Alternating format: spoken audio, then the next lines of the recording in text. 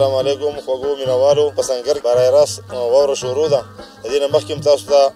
د دې پاسون نیوز د طرف نه تاسو ته د دې ځای ښکلاګانې ښویې شوي دي نن برای راست واوره شروع ده او ډېر ښایسته موسم دی زموږ د سوات او خاص کر د دې علاقې کومه واوره چې شروع ده تاسو هم انجوای وکړئ څه مېلمانه راغلي دي د هغې نه به هم څه انټرویو واخلو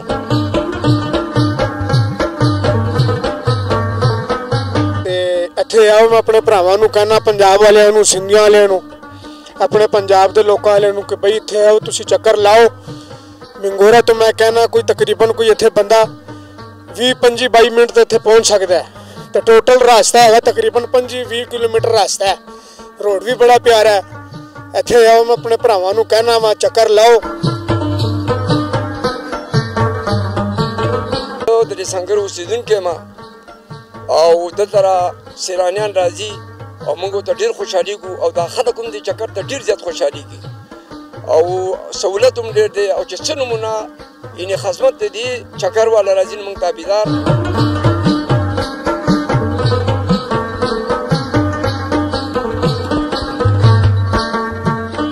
اول خو زه د پاسون نیوز شکریا ادا کوم چې هغو لکه دونه دغه وکړو او بره د سنګر ته رالو او د مینوالو ته دا واورې برپاري تازه واوره کېږي ډېره غټه مزه کوي نو لکه دا به دې خلکو ته وښایي موږ هم د یارانو دوستانو ته دا خواست دی چې دې خوا راځئ خاص کر جمیل بای دی هغه جمیل بای دې خوا راځئ بره راشئ ګروپ د ځان سره راولئ نور بخزمین بای تاسو ټول راشئ وروره واورې انجوای کوئ او ښه سپیشل موسم دی نورو یارانو دوستانو ته وایو چې بره سنګر ته راځئ او لکه ډېره غټه مزه کوي د مزو موسم دی واورې ورېږي زه بالکل اوس موږ په سنګر کې ولاړ یو او سنګر چې ډېره زیاته ښکلې واوره ورېږي ډېر زبردست موسم دی لړه دوړه چې ورته وایي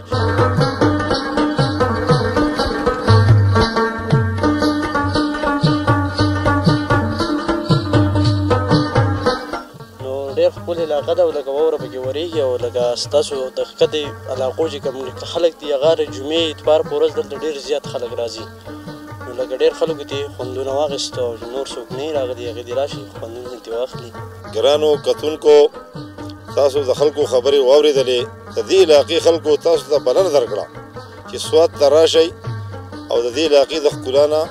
خوندونه واخلئ د بل پروګرامه پورې خپل ورور بایجان له اجازت ورکئ په لوی الله یې سپارم د الله په امان